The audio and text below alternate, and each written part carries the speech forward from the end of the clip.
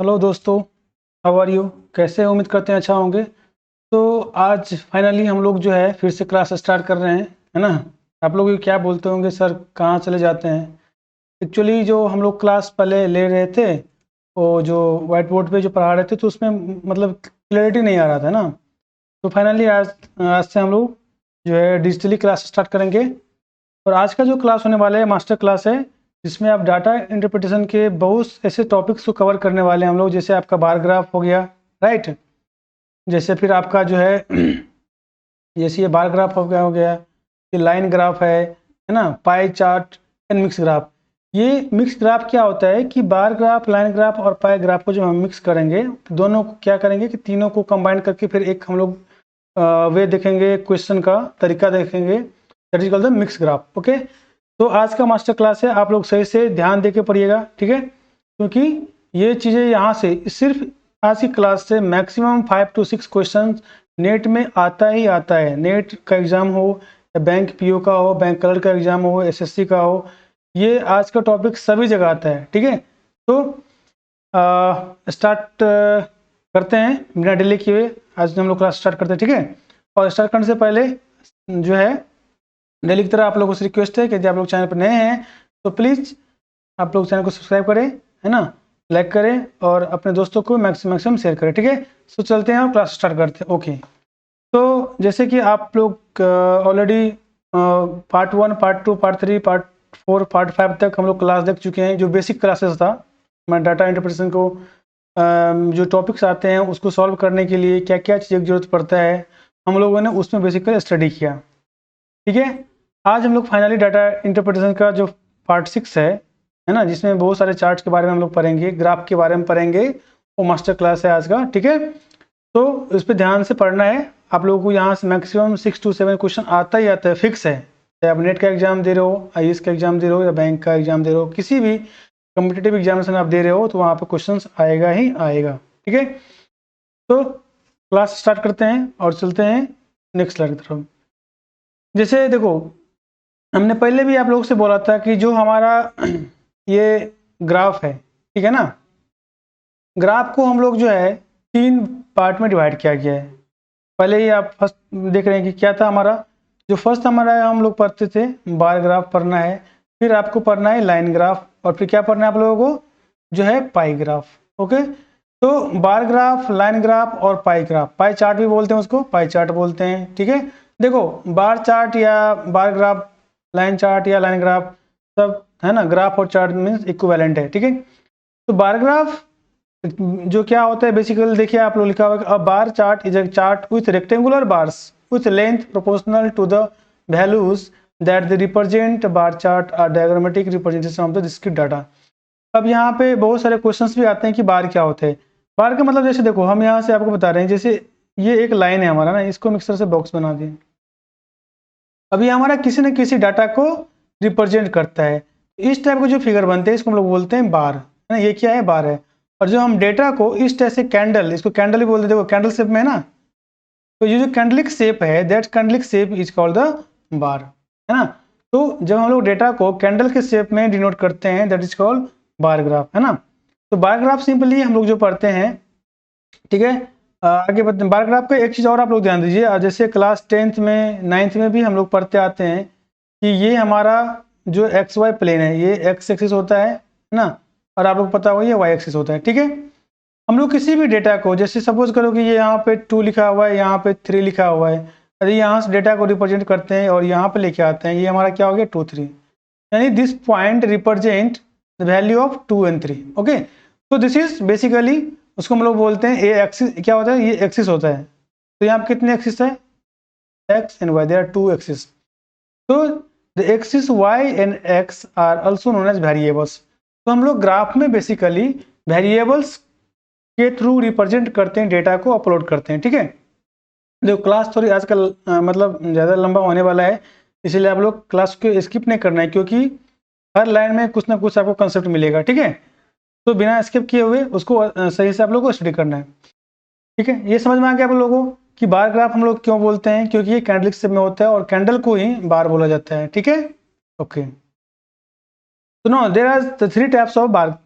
कितने bar graph जो होते हैं, जो बार चार्ट हम लोग बनाते हैं, वो हम लोग को 3 टाइप से पढ़ते हैं। पहला होता है कि सिंपल बार चार्ट ना, सब डिवाइडेड और ग्रुप। अभी ये क्या होता है, तीनों में डिफरेंस क्या होता है, उसको भी हम लोग को देखना पड़ेगा और उसके पढ़ना भी पड़ेगा हम लोग को, ठीक है ना। तो इसके लिए हम लोग देखते हैं नेक्स्ट, ठीक है, ओके। तो हमारा जो नेक्स्ट स्लाइड है, देखो, ओके। तो सिंपल, जैसे हम लोग क्या बोला, simple bar graph, simple bar chart या सिंपल, मैं बार बार ये चीज बोल रहा हूँ आप लोगों को कि सिंपल बार चार्ट हो या सिंपल ये, ठीक है ना, सबका मतलब सेम ही होता है। तो जैसे कि आपका देखिए सिंपल बार चार्ट लिखा हुआ है already, vertical line, horizontal line.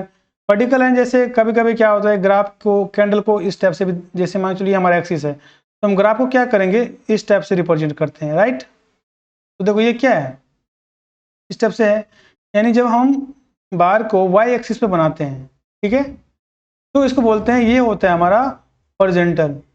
ये हमारा क्या है, बेसिकली ये हमारा वर्टिकल है। ये क्या है, ये जो है वर्टिकल्स है, ठीक है। क्योंकि बार जो हमारा क्या है, देखो जो हमारा ये बार है, ये जो बार बना हुआ है वो बिल्कुल खड़ा है ना, वर्टिकल है ये बार सब कितना है, वर्टिकल है। तो इसको बोलते हैं हम लोग वर्टिकल सिंपल बार चार्ट।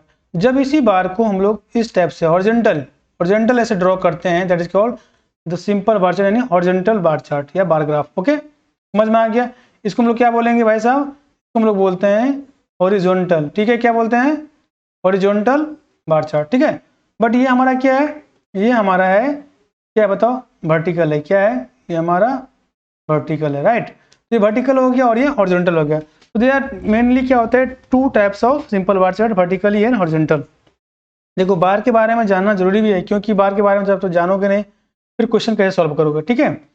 अब यहाँ पे क्वेश्चन ये भी आता है कि देखो जो हमने पढ़ा, ठीक है, अब यहाँ पे क्या है लिखा, simple bar chart related to only one variables, यानी वहाँ पे हम लोग एक ही वेरिएबल को इंडिकेट करते थे। सपोज करो ये हमारा एक्स है और ये हम पहले ही बोले कि ये हमारा वाई होता है, राइट। ये जो हमारा बार, जैसे यहाँ पे जो आपको फिगर दिख रहा है, ये क्या है, एग्जाम्पल के तौर पे हम बात करें तो क्या है, give below chart so that the percentage distribution of total expenditure of A company. ये कंपनी का टोटल एक्सपेंस का एक चार्ट बनाया हुआ है। अब एक्सपेंस में क्या है, जैसे ये क्या है, देखो इंफ्रास्ट्रक्चर है, ये ट्रांसपोर्ट है ना, ये कुछ और, ये टैक्सेस है, ये रिसर्च एंड डेवलपमेंट का है, ये सैलरी का है ना। तो इस टाइप से different expenses, types of expenses को हम लोग क्या है यहाँ पे जो है ये परसेंटेज में, यानी अब इस पे क्या है कि ये वेरिएबल्स हो गया आपका, ये क्या है, these are the variables, right. और ये परसेंटेज है, ये तो नंबर है, परसेंटेज वेरिएबल होता नहीं है। ये डेटा, हमारा सैलरी कभी वैरी कर सकता है किसी कंपनी का, है ना, किसी कंपनी का मैन्युफैक्चरिंग कभी वैरी कर सकता है, कभी कुछ हो सकता है ना। हो सकता है कि इस साल में 10 मैन्युफैक्चर हुआ, नेक्स्ट साल में 8 हो सकता है या 12 हो सकता है। तो these are the variables, varies करते हैं। वेरिएबल्स का मतलब होता है the value that will be varies time to time, that is called the variables. The constant means those value will fix, है ना, that means the value will never changes, that is called the constant. तो हम simple bar graph में जो study करते हैं वो करते हैं वन वेरिएबल के बिहाफ पे, किस पे, वन वेरिएबल, ओके। तो हमारा जो वन वेरिएबल है, ठीक है, अब यहाँ पे देखो ये क्या है, परसेंटेज है सब, जैसे 0 से स्टार्ट हुआ, 0%, 5%, 10%, 15%, 20%, 25%। अब जो है ये जो मैन्युफैक्चरिंग है या जो भी यहाँ पे क्या लिखा हुआ है देख लो। और ये जो जैसे हम यहाँ ये बात करें, ये जो वेरिएबल्स है हमारा ट्रांसपोर्टेशन में 12.5% क्या होता है, एक्सपेंस होता है किसी कंपनी का, ठीक है। तो इसी टाइप से डिफरेंट वेरिएबल्स को शो किया गया है, ओके, समझ में आ गया होगा आप लोगों को। यदि कोई भी दिक्कत हो तो आप लोग जो है कमेंट सेक्शन में पूछ सकते हैं, ठीक है, ओके। तो अब नेक्स्ट हमारा जो चार्ट है ना, जो ग्राफ है वो क्या है, इसको हम लोग बोलते हैं सब डिविडेंड बार चार्ट। सब डिविडेंड यहाँ पे लिखा हुआ है डिविडेंड का मतलब क्या होता है, डिवाइड करना। सपोज करो जैसे हमारे पास हमने ये बार है ना, या ये बार है, ठीक है। हम इसको क्या किए, या मतलब ये आपका जैसे गोदरेज होता है सबके घर में, तो गोदरेज जो है 3 सेक्शन में डिवाइड है, ठीक है। एक में आपने क्लॉथ रखा है ना, एक में आपने कुछ और सामान रखा है, एक में आपने ज्वेलरी रखा, ठीक है। चलो यहाँ पे टाइप ए, टाइप बी और टाइप सी, यहाँ पे 3 टाइप का जो ऑब्जेक्ट है या मटेरियल्स है, हमने क्या किया, गोदरेज को 3 पार्ट में डिवाइड करके, पार्टीशन करके 3 काइंड्स ऑफ ऑब्जेक्ट को यहाँ पे शिफ्ट किया। ये क्या हो गया, डिवाइड हो गया। तो दैट इज कॉल्ड, जब और ये क्या देखो बार की शेप दिख रहा है। तो जब हम लोग ग्राफ में यदि बार को डिवाइड एक ही बार में यदि more than two different kinds of object show करते हैं that is called subdivided bar. Okay, तो फॉर एग्जांपल यदि हम बात करें तो देखो ये ग्राफ जैसे ये है, ये एग्जांपल है। जैसे यहाँ पे हम बात करें 2012 में द टोटल नंबर ऑफ है ना क्या ये कॉपीज है ना जो प्रोड्यूस्ड हुआ है वो कितना है टोटल 25,000, और जो 2013 में हुआ है वो टोटल है 35,000। बट यहाँ पे क्या है जो बुक है, बुक का कॉपीज जो है प्रोड्यूस हुआ है, तो बुक है यहाँ पे कितने हैं 4 types of book, A, book B, book C and book D. यहाँ पे कितने बुक्स है, दे आर 4 बुक्स। ओके, अब देखो यहाँ पे 2012 में 25,000 बुक जो है प्रोड्यूस हुआ है और 2013 में 35,000 बुक है। लेकिन यहाँ पे क्वेश्चन ये है कि ये जो बार है क्या ये बार दोनों सेम है? बताओ आप लोग। नहीं, एकदम नहीं है, दोनों सेम नहीं है। क्यों नहीं है? क्योंकि हम यहाँ बात करें तो देखो यहाँ पे जो बार है ये किसका है, बुक सी टाइप का बुक्स है, राइट। ये है डी टाइप का बुक्स है, ये आपका बी टाइप का है और ये आपका ए टाइप का है। यहाँ पे जो ये लेंथ कुछ और बता रहा है और ये लेंथ यहाँ पे कुछ और बता रहा है, बता रहे हैं। यदि यहाँ से हम एक लाइन को ड्रॉ करें तो ये 70 से लेके जो भी होते आप देखो ये 100 तक गया है और ये कहाँ है इसी के बीच में, यानी इसका जो प्रोडक्शन है ये कम हुआ है 2012 में, और यहाँ पे 2013 में क्या है बुक ए का जो प्रोडक्शन है वो ज़्यादा है। सिमिलरली यहाँ पे इसमें बात करें तो देखो यहाँ पे देखने से लग रहा है कि जो बुक बी है, बुक बी का जो प्रोडक्शन है वो 2012 में, बट 2013 में बुक बी का जो प्रोडक्शन है वो कम है ना, बट 12 में ज़्यादा है। तो इसी तरह से जब हम एक ही बार में यदि डिफरेंट काइंड्स ऑफ ऑब्जेक्ट को शो करते हैं देन है ना the bar will be divided है ना, in this case the bar is said to be subdividend bar। Okay, so इस टाइप से सबडिविडेंड बार होता है। देखो नेक्स्ट है ग्रुपेड और मल्टीपल बार। ठीक है, हम ग्राफ अभी इसलिए आपको बता रहे हैं कि उस पर क्वेश्चंस आते हैं। जब तक आपको ग्राफ बार जो होता है समझ में नहीं आएगा तब तक आपको क्वेश्चन समझने में दिक्कत होगा और आप आंसर भी नहीं कर सकते हो। ठीक है, तो बेसिकली ये हमारा क्या है ग्रुपेड बार है। अब ग्रुपेड बार जो है हमारा देखो क्या है यहाँ पे कि अभी इसको देखो बोल रहा है कि 2 or more bars constructed adjoining each other to represent other different components of the complete data और सो मल्टीपल वेरिएबल्स। अब एक ही बार में हम डिफरेंट काइंड्स का ऑब्जेक्ट को शो कर सकते हैं। ये क्वालिटी था कहाँ पे, सब डिविडेंड में भी था, है ना। बट हम एक बार में जो है सब डिविडेंड में क्या था कि एक ही बार था और इसी को हम डिवाइड कर दिए थे 3 ग्रुप में। मतलब ये हमको 3 टाइप्स का ऑब्जेक्ट है, सपोज करो ये ए बी और ये सी है, 3 काइंड्स का ऑब्जेक्ट है, तो हम एक ही बार को डिवाइड किए सब डिविडेंड में। बट हम यहाँ पे डिवाइड नहीं करके इसके बार को अलग दिखाएं। सपोज करो ये हमारा बार ए हो गया, इसको हम बार बी यहाँ पे हो गया, है ना, ये हमारा बार सी हो गया। इस टाइप से हम दिखाते हैं डिफरेंट। तो इसी टाइप को हम लोग बोलते हैं, क्योंकि यहाँ देखो A B C they are 3 kinds different kinds of product. तो and different kinds of product so है ना इन अ सिंगल बार। ठीक है, मतलब different bar in a single chart. So that's why this is called multiple or grouped bars. क्योंकि यहाँ पे देखो 3 काइंड्स का बार है और एक ही ग्रुप में है, ये एक ग्रुप हो गया है ना, इसलिए ग्रुपेड है। फिर देखो यहाँ पे ये 2012 में इसी हम बात करें ये 1 2 3 क्या है, they are 3 kinds of bar है। एक क्या बोला ये होंडा सिटी का है होंडे बेमा का है और ये महिंद्रा एक्सयूवी का है। ठीक है, ये क्या है, इसको ये हम 1 बोले, ये आपका 2 है, ये आपका 3 है, ये भी 1 है, ये 2 है, ये 3 है, 1 2 and 3। They are 3 kinds of object है ना। So in a single chart, ये सिंगल चार्ट में है ना, और एक ही ग्रुप। ये देखो ये 2011 का ग्रुप है, ये 2012 का ग्रुप है, ये 2013 का ग्रुप है। ठीक है, तो जब हम ग्रुप में डिफरेंट काइंड्स ऑफ ऑब्जेक्ट को शो करते हैं दैट इज कॉल्ड ग्रुपेड और मल्टीपल बार। समझ में आ गया होगा, कोई दिक्कत नहीं ना। ओके, देखो कोई भी चीज़ है कि बिना एग्जाम्पल, मैथमेटिक्स ऐसे भी एग्जाम्पल करना समझ में नहीं आता है। सो हम लोग अभी जो है एग्जाम्पल देखते हैं। एग्जाम्पल के थ्रू आई थिंक जो भी आपका कंसेप्ट है क्लियर होना चाहिए, हम उम्मीद करते हैं। फिर भी कोई आपका दिक्कत होता है तो आप सिंपली जो है मुझे आप कमेंट सेक्शन में लिख सकते हैं।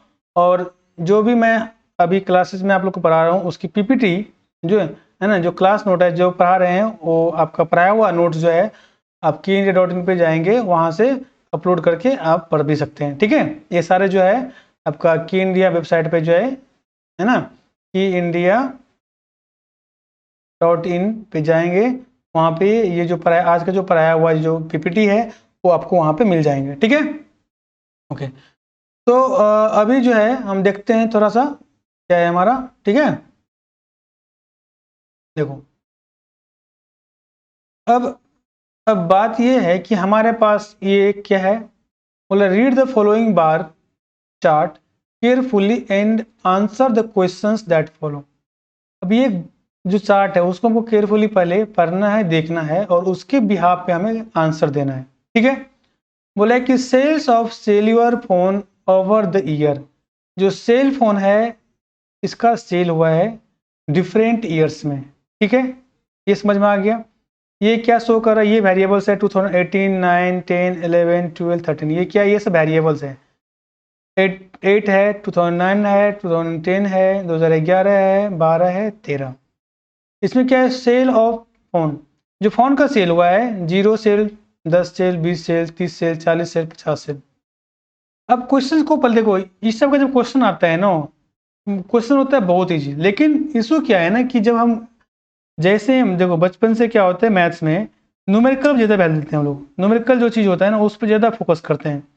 बट हमें कभी ये सोचता ही नहीं कि हमारे पास क्या वर्ड प्रॉब्लम भी आ सकता है। ठीक है, तो वर्ड प्रॉब्लम यदि जिसका शुरू से स्ट्रॉन्ग है उसको कोई प्रॉब्लम नहीं होता है, फिर भी अभी भी आप लोग को कोई दिक्कत नहीं है। अब बस यहाँ पर समझना है कि ये वर्ड प्रॉब्लम्स है। तो वर्ड प्रॉब्लम में क्या होता है कि यू हैव टू फर्स्ट, है ना, मतलब जो है आपको उसको पढ़ना है, रीड एंड आपको उसको वर्ड को अंडरस्टैंड करना है, समझना है कि व्हाट एग्जैक्टली दे आस्क्ड, वो आपसे क्या पूछ रहा है। ठीक है, और उसके बिहाफ पे यू हैव टू आंसर।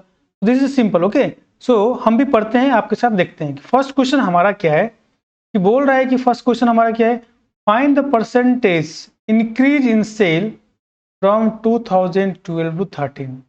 ठीक है, अब यहाँ पे ये परसेंटेज तो दिया नहीं है, बोला है कि नंबर ऑफ सेल्स फोन है जो सेल हुआ है। यदि हम बात करें 2000, क्वेश्चन नंबर 1 का आंसर बात करें 2012 में कितना सेल हुआ है, कितना सेल हुआ है, देखो यहाँ पे लिखा भी हुआ है 18 सेल हुआ है, यानी 18 सेल फोन सेल हुआ है। और 2013 में कितना सेल हुआ है, कितना सेल हुआ है 40, राइट। अब यहाँ क्वेश्चन है कि पूछ रहा है परसेंटेज, यदि आपसे पूछे कि भाई 2012 में 18 सेल हुआ है ना, और 2013 में मोबाइल फ़ोन जो है या सेल फोन जो है 14 सेल हुआ, तो दोनों के बीच का डिफरेंस कितना हो गया, देखो तो 40 माइनस 18 कितना डिफरेंस हो गया, आई थिंक 22, यानी 22 नंबर का डिफरेंट है ना। और आपके ऑप्शन में 22 भी रहेगा। अब वहाँ पे करता क्या स्टूडेंट, या इसको टिक मार के निकल जाता है एग्जाम में, लेकिन ये आंसर क्या है, बिल्कुल गलत है। क्यों गलत है, क्योंकि हमारा क्वेश्चन क्या है, परसेंटेज इंक्रीज पूछा है, नहीं सिर्फ नंबर। यदि यहाँ पूछता है कि how many number increases in sale from 2012 to 13, that means in that case this is right choice. But यहाँ पे पूछ रहा है कि परसेंटेज इंक्रीजेज, यानी हमको इस नंबर को परसेंटेज में इंक्रीज करना पड़ेगा। तो परसेंटेज में जिसको प्रॉब्लम है, आप लोग परसेंटेज का क्लासेस है ना, ऑलरेडी हमने अपलोड कर दिया है, आप लोग उसको देख के सीख सकते हैं। ठीक है, अरे दिक्कत नहीं होना चाहिए। फिर भी देखो परसेंटेज कितना का इंक्रीमेंट हुआ है 22 का, तो सबसे पहले क्या करेंगे 22, और कितना से इंक्रीज हुआ है, कितना से इंक्रीज हुआ है 18 से इंक्रीज हुआ है 40 तक पहुंचा है, तो उसको 18 से करेंगे मल्टीप्लाई।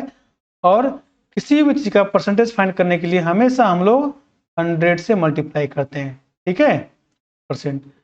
तो इसको जब आप सॉल्व करेंगे, सॉल्व करने के बाद जो आपका आंसर आएगा, ठीक है, ये आपका आ जाएगा, ठीक है, 122%, यानी 2012 से 13 के बीच में जो परसेंटेज इंक्रीज हुआ है वो 122%, 122% सेल इंक्रीज हुआ है। तो this is your right answer. ठीक है, तो आपके ऑप्शन में ये भी हो सकता है और ये भी हो सकता है। देखो यहाँ पे डिफरेंस क्या है, यहाँ के पीछे 1 लगा है, यहाँ पे सिर्फ 22 है। तो कितना स्टूडेंट क्या करता है ना, इसको टिक मार देगा और इसको नहीं मारेगा, तो ये हमारा हमेशा रॉन्ग आंसर है और ये राइट आंसर है। क्यों राइट आंसर है ये? क्योंकि ये परसेंटेज इंक्रीज पूछ रहा है। परसेंटेज इंक्रीज नहीं पूछता तो ये आंसर सही होता, but in that case, but now the percentage increase पूछ रहा है, so this is your answer. Okay, समझ में आ गया होगा सबको? ओके, तो now we move the second question. Second question क्या पूछ रहा है? बोले देखो, find the 2 years between which the rate of change of silver phone is minimum. बोल रहा है कि कौन ऐसे 2 साल हैं जिसमें सेल फोन जो है मिनिमम मानी कम से कम सेल हुआ है, वो भी रेट ऑफ चेंज, मतलब चेंजेस जो कम हुआ है सेल में मिनिमम चेंजेस कितना हुआ है। मिनिमम मतलब जैसे हम बात करें आपका, देखो यहाँ से लिखते हैं 2000 जो आपका 8 है, 8 में कितना इंक्रीज हुआ है बताओ तो? 40 बिका है। 2009 में कितना बिक्री हुआ है ना? 40, सॉरी यहाँ पे 48 है ना। 2010 में कितना हुआ है, कितना सेल फोन सेल हुआ है? 30। सिमिलरली हम बात करें 2011 में तो कितना सेल हुआ है? 25। 2012 में हम बात करें तो कितना सेल हुआ है? 18। और 2013 में बात करें तो वो आपका 40 हुआ है, राइट। अब देखो हम यह बात करिए, दोनों को माइनस करते हैं, दोनों के बीच में कितना का है? देखो डिफरेंस 8 का है। फिर 9 और 10 के बीच का डिफरेंस कितना है? 10।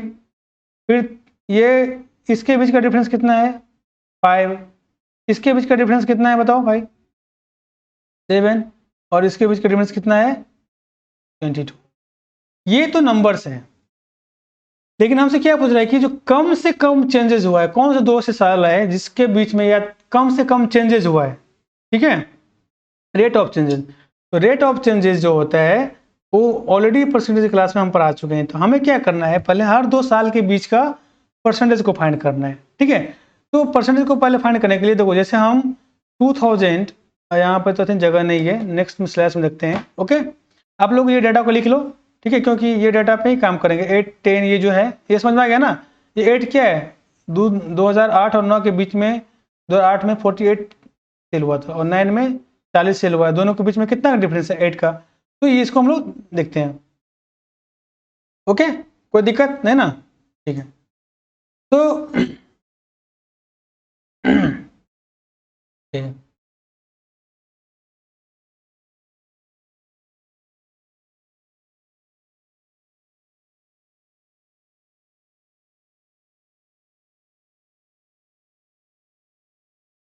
तो देखो अब जो है हम बात करते हैं, हमारा जो सबसे पहले हम बात करते हैं कि 2009, ठीक है, जो 2008 था हमारा, 2000 जो 8 था और 9 के बीच में कितना का डिफरेंस था भाई?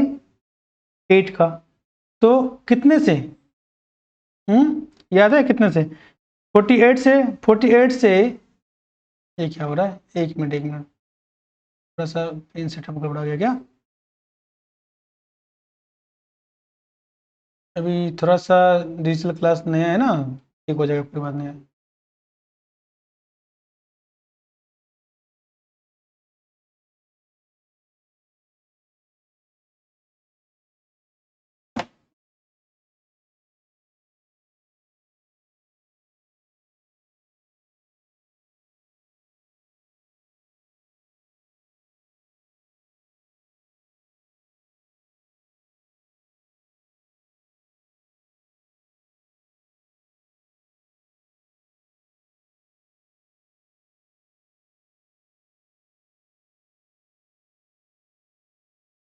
ओके, तो 2012 में बात करें तो 12 बोले 2008 और 9 में, देखो 2000 जो 8 है हमारा, ठीक है, इसमें कितना था? 8 का डिफरेंस था कितना से?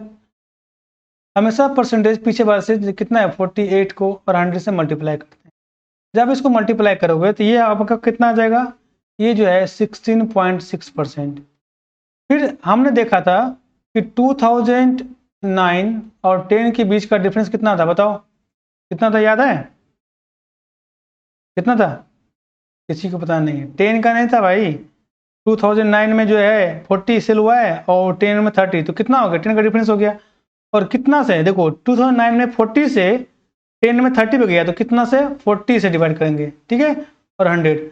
हम इसका बात करें तो आपका जो परसेंटेज कितना हो जाएगा? सिंपल सा है, ये कितना होगा? 20 होगा ना, ये इसको डिवाइड करोगे तो कितना होगा? 0.025%। सिमिलरली हम बात करें 2010 और 11 में, तो 2010 और 11 में कितना का डिफरेंस है बताओ तो? कितना डिफरेंस है? देखो 10 में कितना है? 30 का सेल हुआ है और 2011 में 25 सेल हुआ है, राइट। तो 30 माइनस 25 कितना हो गया? 5 का डिफरेंस। कितना से? 30 से 25। 30 से 25 इंटू 100, ये जो आपका परसेंटेज है कितना है? ये भी आपका 16.6%। ओके। सिमिलरली हम निकालेंगे 2011 से 12 के बीच का डिफरेंस। तो 2011 से 12 का जो बीच का डिफरेंस है, कितना डिफरेंस था? क्योंकि 11 में कितना सेल हुआ है? 25 मोबाइल फ़ोन जो है सेल किया है, और 12 में 18 सेल किया है, तो दोनों के बीच में डिफरेंस कितना हो गया? 7। और कहाँ से कहाँ? 25, यानी 2011 में 25 सेल हुआ और 25 से 18 पाया है, तो 25 से आया इसलिए 25 इंटू 100, ठीक है। समझ में आ रहा है? कोई दिक्कत तो नहीं हो रहा है? अभी आपका हो गया 28%, ठीक है। सिमिलरली हम बात करें 2012 और 13 में, तो देखो 2012 और 13 का जो बात हम करते हैं ना, तो क्या है हमारा? इसमें डिफरेंस कितना है? देखो 12 में जो है सेल हुआ है 18 और 13 में सेल हुआ है 40, तो 18 माइनस 40 कितना हो जाएगा? 22, ठीक है। और कहाँ से? 18 से 40 पहुंचा है, तो 18। देखो हमेशा जो नीचे का डेटा ले रहे हैं हम ना, आप कितना इसमें कन्फ्यूजन होगा कि नेटे के सर आप यहाँ पर 18 कहाँ से आ गया, 25 कहाँ से आ गया, तो मैं समझा रहा हूँ, इसको दिक्कत में रू। तो हम जब हम उसको डिवाइड करेंगे तो हमारा कितना होता है, पहले भी हम निकाल चुके हैं, 122%। अब देखो यहाँ पे कितना पेयर बना आपका? टोटल कितना पेयर है?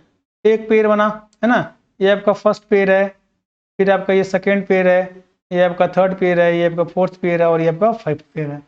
ये 5 पेयर में से बोल रहा है कि कौन ऐसा 2 पेयर है 2 साल का जिसमें मिनिमम डिफरेंस है सेल में। तो मिनिमम डिफरेंस मतलब कितना बताओ? जिसका रेट ऑफ चेंज कितना होगा? कम होगा।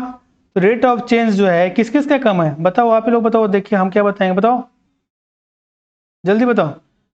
देखो जो हमारा फर्स्ट है इसमें 16.6 का चेंज है, 9 में 25 का ये ज़्यादा है इससे, ये दोनों तो सेम ही है। देखो 28 ये ज़्यादा है, यानी हमारा रेट ऑफ चेंज एक तो ये दोनों सेम ही हो गया, मतलब जितने भी डेटा है तो कितना हो गया, कौन कौन से, यानी 2008, 9 और एंड जो 2000 आपका 10, 11 है, इसमें मिनिमम रेट ऑफ चेंज हुआ, यानी ये दोनों साल में फ्लक्चुएशन कम आया है, ठीक है।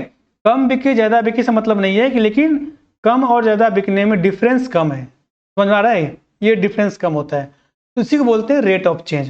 तो क्वेश्चन आपसे क्या पूछ रहा था कि भाई बताओ कौन से 2 साल से हैं जिन 2 ईयर्स में जो रेट ऑफ चेंज है, क्या है जो रेट ऑफ चेंज है हमारा? देखो find the 2 years between which the rate of change of cellular phone is minimum changes हुआ है, ठीक है। तो मिनिमम चेंजेस हुआ है, तो किस में चेंज हुआ है? मिनिमम चेंजेस हुआ है एक 2008-9 में। देखो यहाँ पे नंबर से आपको कितना दिख रहा है ज़्यादा, 8 का, और यहाँ पे 5, लेकिन ये हमारा आंसर नहीं है, हमको बोला रेट ऑफ चेंज, यानी ये 2 साल में रेट ऑफ चेंज जो 8 का डिफरेंस है, बट रेट ऑफ चेंज 16% ही है, ठीक है। और देखो यहाँ पे जो है 10 है, लेकिन ये ज़्यादा था, ठीक है। तो इस टाइप से हम लोग देखते हैं कि जो हम लोग का रेट ऑफ चेंज होता है परसेंटेज के हिसाब पे काउंट किया जाता है। कोई दिक्कत? यदि कुछ भी दिक्कत हो तो आप लोग कमेंट सेक्शन में पूछ लीजिए, मैं ट्राई करूँगा उसको जल्द से सॉल्व करने के लिए, ओके। कोई दिक्कत नहीं है ना? चलो देखते हैं, एक और क्वेश्चन देख लेते हैं हम लोग।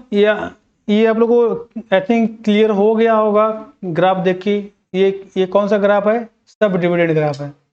अब सब डिविडेंड ग्राफ में हम लोग कैसे सॉल्व करेंगे? क्वेश्चन को पहले पढ़ो, क्वेश्चन क्या बोल रहा है? बोल रहा है क्वेश्चन, देखो क्वेश्चन आपका क्या बोल रहा है कि the following bar chart represent the number student pass the CAT exam, ये कैट एग्जाम और द सेट एग्जाम और द सेट एग्जाम, क्योंकि थ्री टाइप्स ऑफ एग्जाम है यहाँ पे। कितने एग्जाम है भाई यहाँ पे? They are 3 kinds of exam है, ठीक है। बोल रहा है कि यहाँ पे जो स्टूडेंट पास किया है 3 कैटेगरी एग्जाम है। एक है कैट का एग्जाम है, दूसरा बोल रहा है जो सेट का एग्जाम है, ठीक है, और तीसरा बोल रहा है जो है सीईटी का एग्जाम है।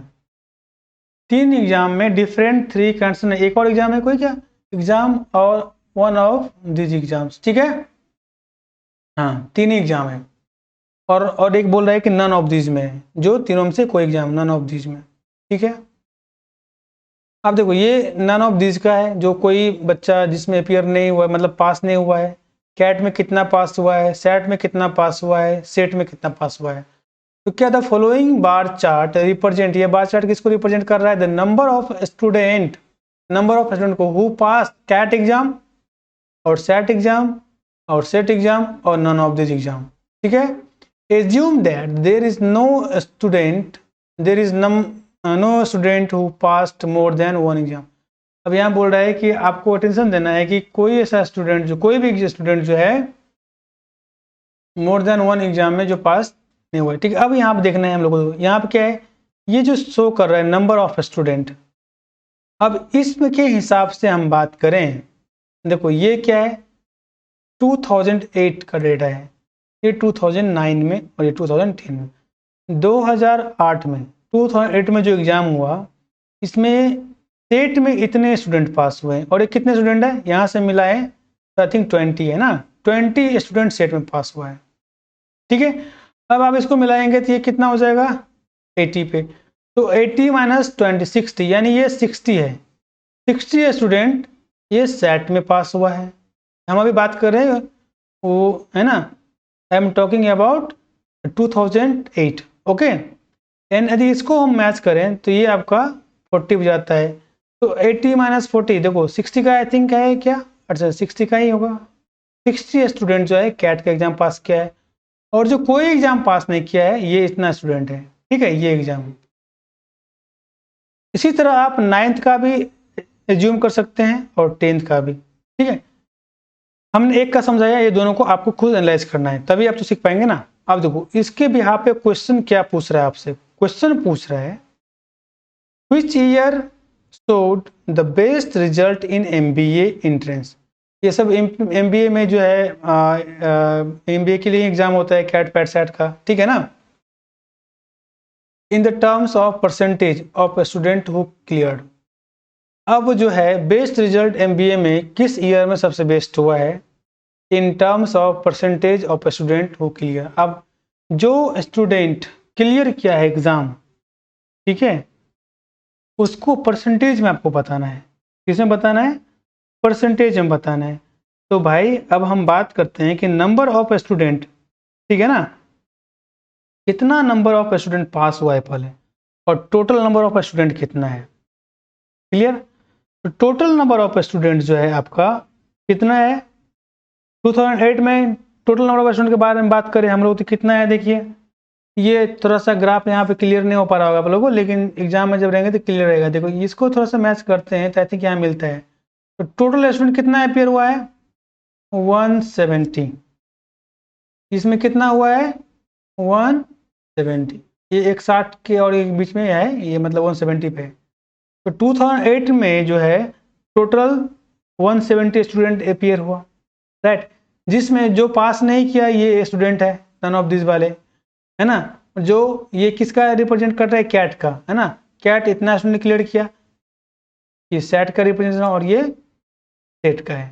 समझ में आ गया? ओके ठीक है। ओके थोड़ा सा आप लोगों की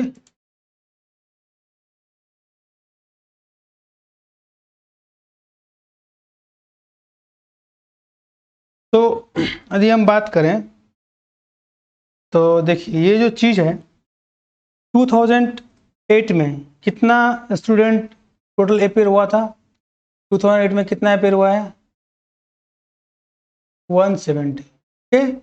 170 में जो पास है उसमें, क्योंकि क्वेश्चन क्या पूछ रहा है कि the best result MBA entrance, है ना, ईयर पूछा था, पहले 8 का तो पास फिर निकाल लेंगे। तो इसमें से जो क्लियर हुआ है, कितना क्लियर किया है, देखो ये जो कैट का जो पेपर है, अरे ये कहाँ चला गया, ये जो कैट का जो पेपर है आपका, ठीक है, ये कैट के पेपर में कितना है, 60 है, और इसमें कितना है, कैट में 60 और इसमें 20 थी, कितना होगा 60 + 60 120 + 20 180, यानी जो पास्ट हुआ है, कितना पास हुआ है, पास्ट कितना है, जो पास क्या है वो है आपका 140 है ना, हाँ 7 से 120 140, ठीक है।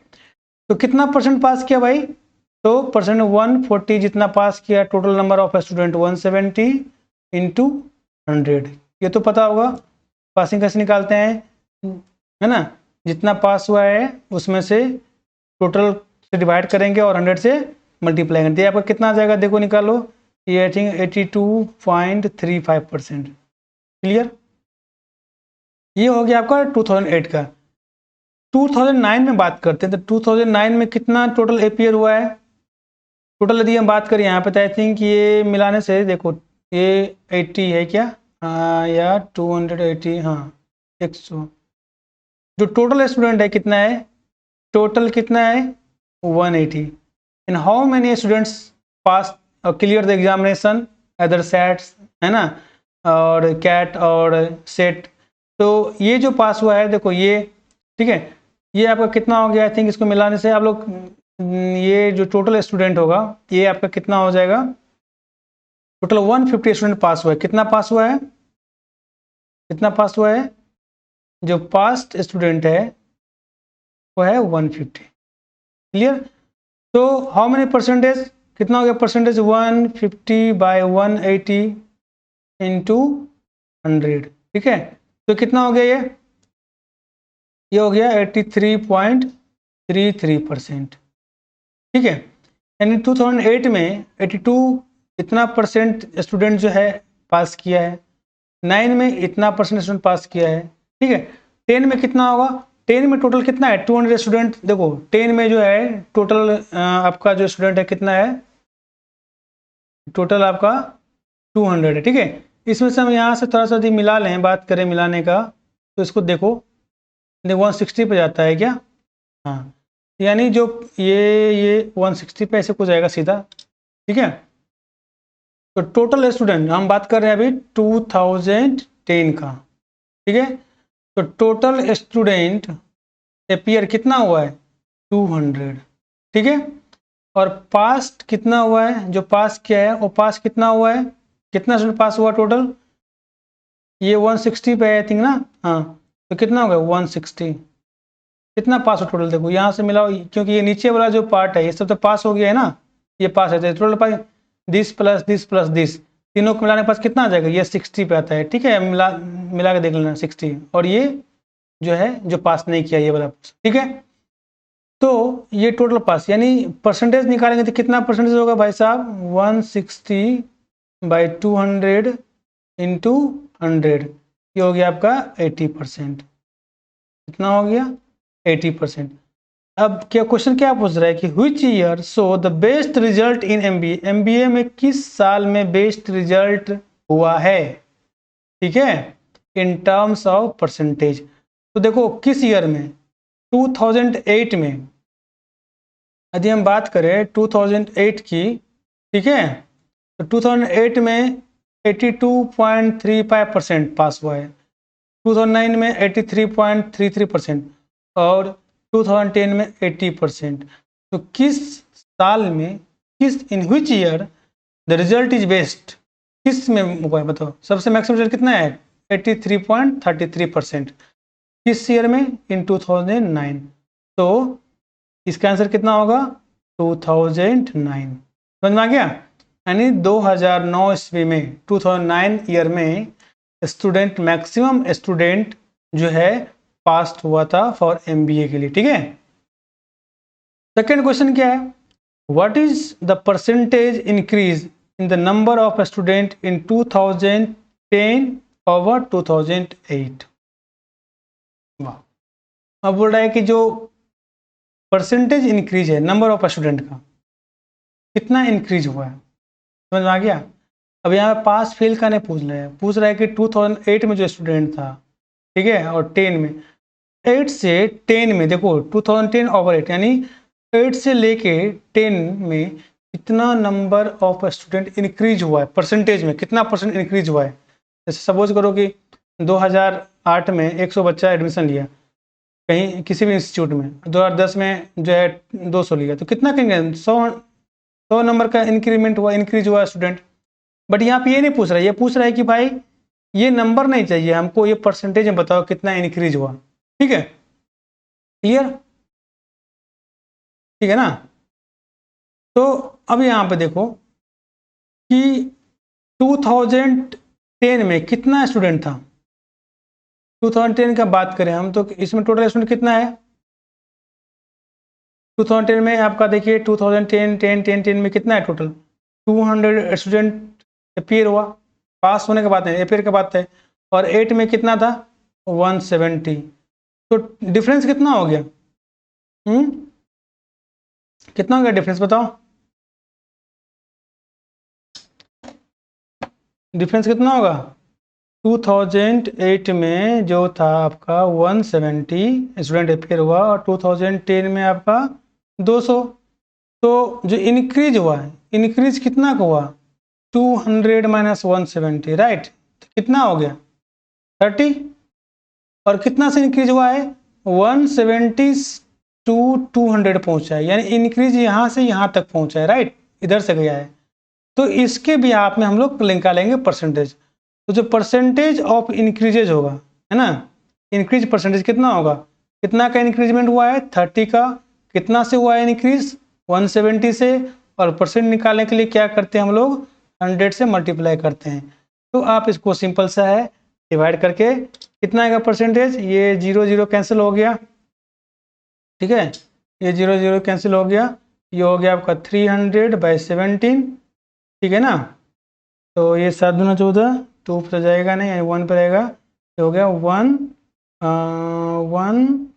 और फिर आ जाएगा इधर 717.61 ऐसे कुछ आएगा 61%, ठीक है, तो 17.61% का इंक्रीज हुआ है, यानी 2008 से 2010 के बीच में जो है 10 तक आते आते 2008 से लेकर 2010 में जो नंबर ऑफ स्टूडेंट अपियर हुआ वो कितना इंक्रीज हुआ है 17% इंक्रीज हुआ है, 17.61%, ठीक है, ओके।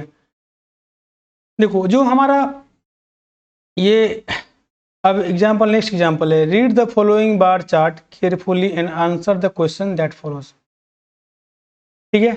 हम लोग देखो मेन चीज़ है क्या ना कि जब जितना क्वेश्चन आप बनाओगे उतना ही प्रैक्टिस होगा, क्वेश्चन नहीं बनाओगे तो फिर प्रैक्टिस नहीं हो पाएगा, समझ में आ रहा है।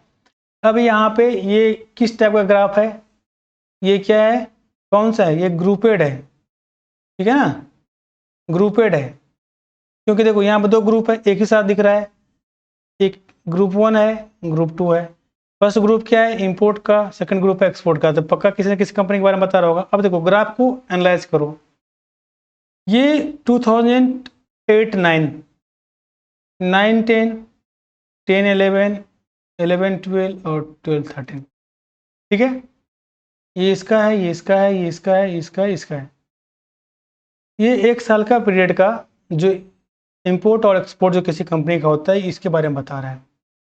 अब यहाँ पे ये देखना है हमें कि जो ग्राफ है देखो 2008 9 8 9 के बीच में कितना इंपोर्ट हुआ है, ये पोर्शन इंपोर्ट का बता रहा है कितना इंपोर्ट किया कंपनी ने और इतना एक्सपोर्ट किया, ठीक है, समझ में आ गया, पहले ग्राफ का मतलब समझ में आ गया।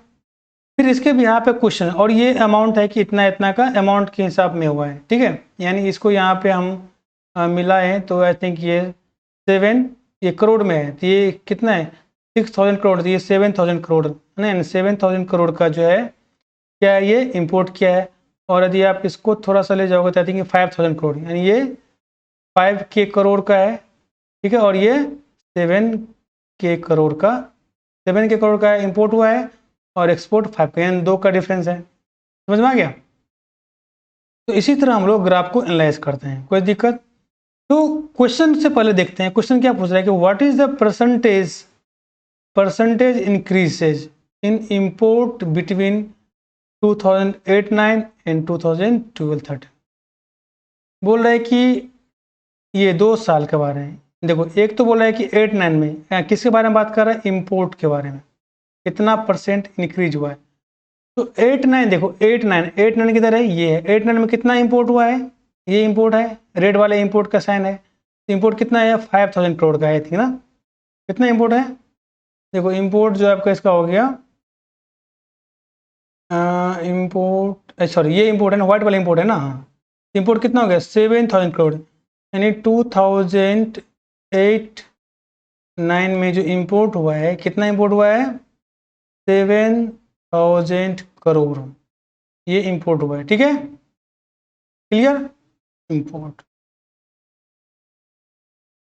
2012-13 देखो, 2012-13 में कितना इंपोर्ट हुआ है? 12-13 की बात करें हम, 12-13 ये कितना है? डायरेक्ट हम बात करें यहाँ से तो कितना आ जाता है यहाँ पे, यानी हो गया आपका 14,000 करोड़ का ये इंपोर्ट हुआ है, राइट? तो इंक्रीज कितना हुआ? कितना का डिफरेंस है? तो इंक्रीज जो हुआ है 14,000 माइनस 7,000, यानी 7,000 का इंक्रीज हुआ है। तो कितना परसेंट इंक्रीज हुआ है भाई? तो परसेंट कितना? 7,000, किस 7,000 से 14,000 पहुंचा है ना, तो किससे? 7,000 से यहाँ डिवाइड करो। ठीक है, कितना हो गया? 7,000 हो गया इंटू 100। देखो 7 ऑलरेडी कट गया, कितना बच गया टोटल? 100%, यानी डायरेक्ट 100% इंक्रीज हो गया। वाह, ठीक है, समझ में आ गया? इसका आंसर कितना हो गया आपका? 100%। क्लियर? कोई दिक्कत नहीं ना?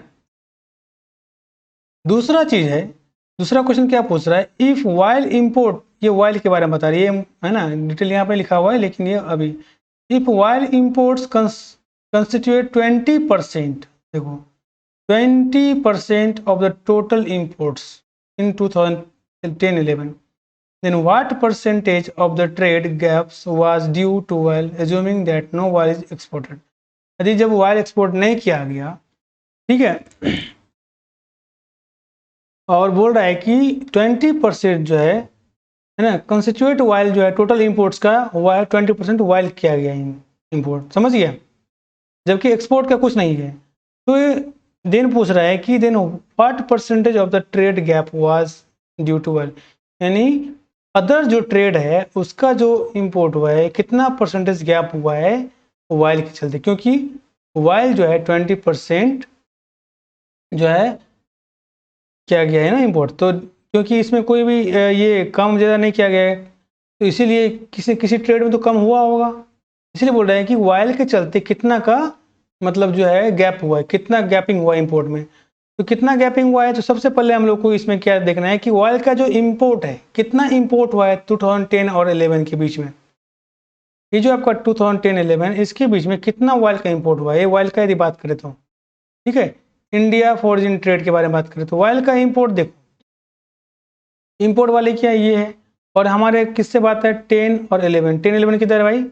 10-11 ये है।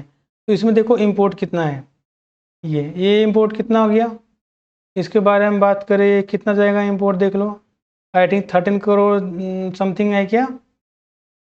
पहले तो परसेंटेज निकाल लेते हैं ना, पहले ये हमारा किस में है? 10-11 में इसको 10-11 का ये है ना, इसको यदि मिला है तो ये आपका कितना हो जाएगा?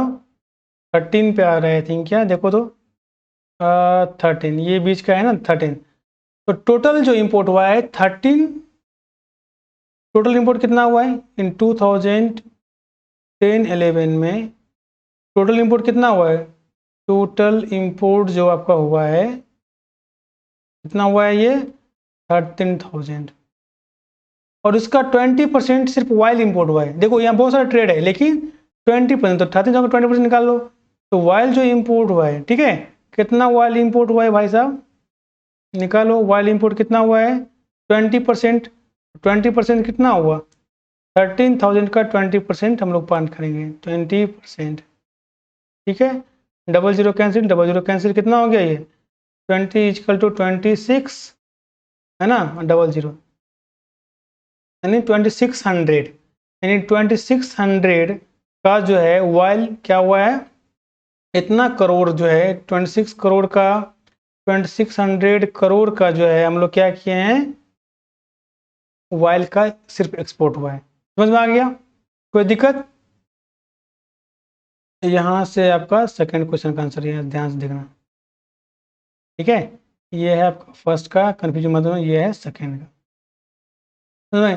टोटल इंपोर्ट में सिर्फ 20% जो है वाइल को इंपोर्ट किया हो गया, तो दूसरे ट्रेड का तो गैप तो हुआ ही होगा, तो वही पूछ रहे हैं कितना परसेंट गैप हुआ है अदर ट्रेड में ड्यू टू वाइल। ठीक है, क्योंकि वाइल तो फिक्स कर दिया कि 20% इंपोर्ट करना ही करना है इस साल में, तो इसके चलते यदि 20% सिर्फ हम वाइल को इंपोर्ट किया है तो अदर में कितना गैप हुआ है ना, तो अब इसको निकालेंगे। तो देखो ट्रेड गैप कितना हो गया, ट्रेड गैप आपका देखो वाइल में ये आपका 26 का इधर है, तो 26 से माइनस करते हैं हम, ट्रेड गैप पहले कितना हुआ, देखो ट्रेड गैप का पहले हम लोग बात करते हैं। यहाँ पे ये 11 है, इसको अब थोड़ा सा मिलाओ, गैपिंग कितना का है, एक्सपोर्ट कितना हो गया इसका, हम लोग थोड़ा सा एक स्लाइड ले लेते हैं।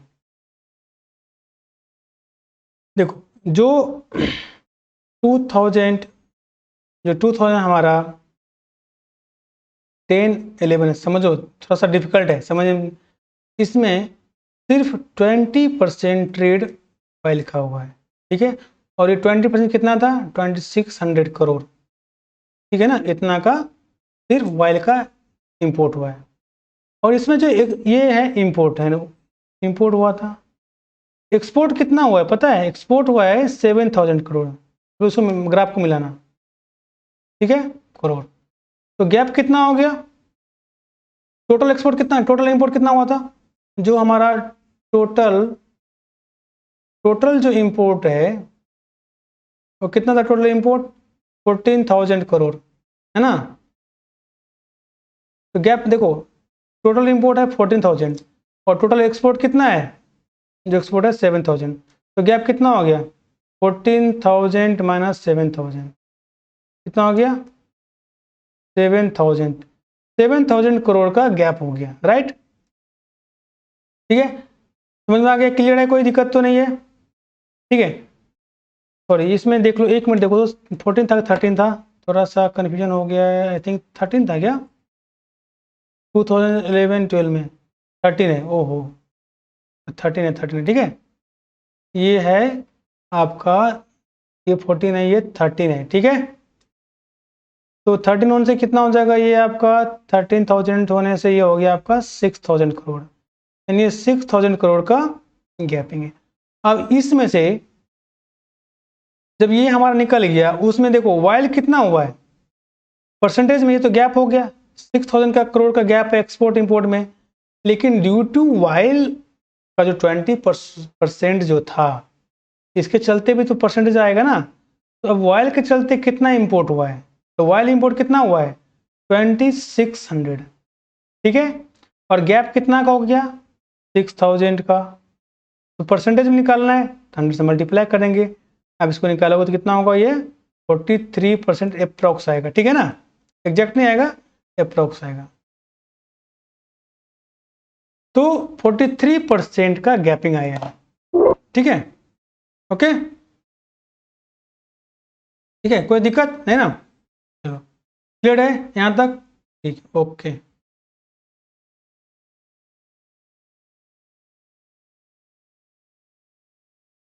क्लियर है यहाँ तक, कोई दिक्कत तो नहीं है किसी आप लोगों को। नेक्स्ट चलते हैं हम लोग, अब हमारा है लाइन ग्राफ। देखो लाइन ग्राफ और पाई ग्राफ, बार ग्राफ में थोड़ा सा मतलब ज़्यादा कुछ डिफरेंट नहीं है, क्योंकि जब हम यदि हम बात करें, सपोज करो ये आपका ये बार ग्राफ है जो अभी हम लोग ने स्टडी किया है। ठीक है, ये बार ग्राफ, यदि बार ग्राफ के हम लोग हाईएस्ट पॉइंट को जब इसको, क्योंकि ये भी तो एक पॉइंट ही होता है, यदि इस पॉइंट को हम लोग यहाँ से मिला दें, ठीक है, एक लाइन के थ्रू ऐसे मिला दें, कर्व लाइन के थ्रू या स्ट्रेट लाइन के थ्रू, और इसको यदि हम हटा दें यहाँ से, ठीक है, यहाँ से यदि हम देखो इस सबको हटा दें, ठीक है।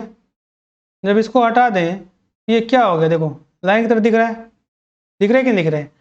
तो ये क्या हो गया आपका, ये हो गया लाइन ग्राफ। ठीक है, यानी इसका मतलब क्या है कि जो बार ग्राफ होता है, बार ग्राफ और लाइन ग्राफ में ज़्यादा दिक्कत नहीं है, मतलब दोनों क्या है, सिमिलरिटी होता है, सिमिलर ही होता है। ठीक है, बस उसमें हम लोग जो पॉइंट है, पॉइंट का कंसिडर करते हैं। ठीक है, और जो बार ग्राफ होता है, इसमें जो बार बने होते हैं, उस बार के बारे में हम लोग डिस्कस करते हैं। ठीक है, यहाँ पर भी ये दो कोऑर्डिनेट, दो एक्सिस, एक्स एक्सिस और वाई एक्सिस से बन के ग्राफ बनता है। लाइन ग्राफ भी दो टाइप के होते हैं, सिंगल लाइन ग्राफ जो जो आप देख रहे हैं इस टाइप से, एक होता है multiple line graph. Multiple line graph जो है, जैसे एक मान चलो ऐसे कोई लाइन जा रहा है, एक ऐसे कोई उसी के साथ ऐसे लाइन आ रहा है कुछ, तो ये एक किसी चीज़ और दूसरे, ये किसी एक ऑब्जेक्ट को इंडिकेट करता है, ये किसी एक दूसरे ऑब्जेक्ट को इंडिकेट करता है। ठीक है, तो इस टाइप को हम लोग बोलते हैं मल्टीपल लाइन ग्राफ। ठीक है, फॉर एग्जाम्पल हम लोग बात करें, ठीक है, तो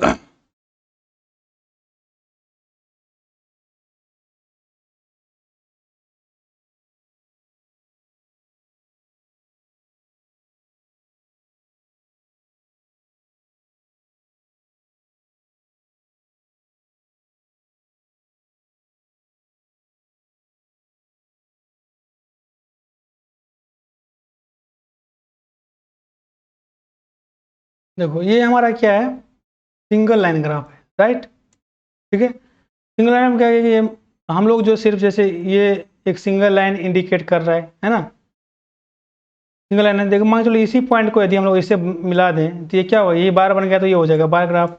लेकिन हम लोग इसमें क्या होता है कि लाइन को जो है बार से नहीं मिलाते हैं, वो सिर्फ हमारा जो है क्या होता है, लाइन के रूप में इंडिकेट करते हैं, इसलिए बोलते हैं लाइन ग्राफ। ठीक है, तो इस टाइप से हमारा line graph, single line graph होता है। दूसरा जो होता है हमारा, ठीक है ना, ये दूसरा आपका देखिए, इस पे और ये कहाँ चला गया, मल्टीपल, जो मल्टीपल है, ठीक है, ये क्या है, multiple line graph. Multiple line graph use for more one variable. यहाँ पे जैसे ये किसी एक अदर ऑब्जेक्ट को रिप्रेजेंट करता है और ये अदर चीज को रिप्रेजेंट करता है। जैसे हम लोग बार ग्राफ में देखा था कि जो ग्रुपेड था, ग्रुपेड भी जस्ट लाइक ग्रुपेड काम करता है ये। ठीक है, जैसे ये ग्राफ है, graph represent the maximum minimum temperature के बारे में बात कर रहे हैं every day in certain week. ठीक है, ये क्या है, ये ऊपर का जो लाइन है, ये लाइन मैक्सिमम टेम्परेचर को इंडिकेट कर रहा है और ये लाइन मिनिमम को, ये देख रहे हैं, ये पॉइंट पे इंडिकेट कर रहा है ना, ये पॉइंट थोड़ा सा व्हाइट कलर का है और ये डार्क कलर का है। यानी ये जितने भी पॉइंट्स है, these are the indicate maximum temperature of a certain week, है ना, एवरी डे, है ना। ये 7 डेज का 1 2 3 4 5 6 7 किसी एक वीक का, सर्टेन वीक का है। ठीक है, ये टेम्परेचर बता रहा है। जैसे वेडनेसडे को जो मिनिमम टेम्परेचर कितना था, 15 डिग्री था, लेकिन वेडनेसडे को मैक्सिमम टेम्परेचर कितना था। यदि हम ग्राफ से बात करें, ये यदि मैक्सिमम को इंडिकेट कर रहा है, तो वेडनेसडे का बात करें, देखो वेडनेसडे में मैक्सिमम कितना था, यदि मैक्सिमम ये आपका बात करते कितना हो गया, ये 30 और 35 के बीच का टेम्परेचर का है ये मैक्सिमम टेम्परेचर है, और मिनिमम कितना था, ये 15 टेम्परेचर। इस टाइप से मल्टीपल लाइन ग्राफ के बारे में हम लोग बात करते हैं। नेक्स्ट जो हमारा है देखो नेक्स्ट क्या है, क्वेश्चन से थोड़ा हम लोग समझते हैं। बोला कि study the following graph carefully and answer the given questions. ये जो ग्राफ है, क्लियर, द एक्सपोर्ट ऑफ, आपको कुछ ग्राफ में जैसे यहाँ पे कुछ नहीं लिखा हुआ है, वो लिखा रहेगा, उसके बाद क्वेश्चन देगा। ठीक है, तो जब हम लोग क्वेश्चन सेशन आएंगे, ये क्लास खत्म होने के बाद हम लोग क्वेश्चन सेशन भी करेंगे इस पर, ताकि आप लोग कोई दिक्कत ना हो। ठीक है, तो ये जो है थोड़ा सा आज क्लास लंबा हो रहा है, कोई बात नहीं, थोड़ा सा आप लोग पेशेंस रखिए और पढ़िए, नॉलेज क्लियर हो जाएगा। क्या बोल रहे थे, export of a country over the year. ठीक है, ये एक्सपोर्ट है कंट्री का, एक साल का जो है, हर साल का जो है, मतलब डिफरेंट ईयर्स का जो किसी कंट्री के एक्सपोर्ट का ये ग्राफ बता रहे हैं। 2007 में जो एक्सपोर्ट हुआ था, यदि इसका बात करें, मिलाएं आप, ये कितना है, 300, ठीक है, करोड़ में, यानी 300 करोड़ का 2007 में एक्सपोर्ट किया है। फिर 8 में बात करें तो 200 करोड़ का एक्सपोर्ट हुआ है ना। 9 में बात करें तो ये देखिए 600 करोड़ का एक्सपोर्ट हुआ है ना। इस टाइप से ये बोले कि which year has the higher % increase or decrease in the export और compare the pre preceding year, preceding year जो अपना, यानी बोल रहा है कि किस ईयर में, है ना, या तो इंक्रीज हुआ है हाईएस्ट या डिक्रीज हुआ है ना, उसके प्रीसीडिंग ईयर से। तो कैसे निकालेंगे, जैसे आपका ये 2007 है और ये 8 है, देखो यहाँ 7 में 300 करोड़ का है और 8 में ये 200 करोड़ का है, दोनों के बीच में कितना का डिफरेंस, 100 करोड़ का है, लेकिन ये डिक्रीज हुआ है। इसी टाइप से आप जैसे ये 2 साल के बीच में निकाले, फिर ये 2 साल के बीच में आप निकाल लीजिए, फिर ये 2 साल का निकाल लीजिए, फिर इसमें निकालिए, इसमें निकालिए, इसमें आपको पता चल जाएगा कि ये इंक्रीज और डिक्रीज कैसे कैसे होता है, ठीक है। तो यदि हम इसको सॉल्व करेंगे तो बहुत लंबा पड़ जाएगा, उसका सॉल्यूशन हम आप लोग को वेबसाइट पर दे देंगे, वेबसाइट पर जाके आप लोग शो कर सकते हैं, और वीडियो के जो लिंक है उस लिंक में उसके आपको आंसर और डिटेल भी आपको मिल जाएगा, ठीक है। आप वहाँ से देख के देख सकते हैं, कोई दिक्कत होगा तो आप लोग हमसे क्वेश्चन कर सकते हैं, ठीक है। थोड़ा सा हम लोग मेन जो फोकस है अभी थोड़ा पाई चार्ट पे है, लाइन और बार में सेम ही चीज़ है तो उसमें कोई दिक्कत नहीं होगा। हम लोग नेक्स्ट देखते हैं जो हमारा है,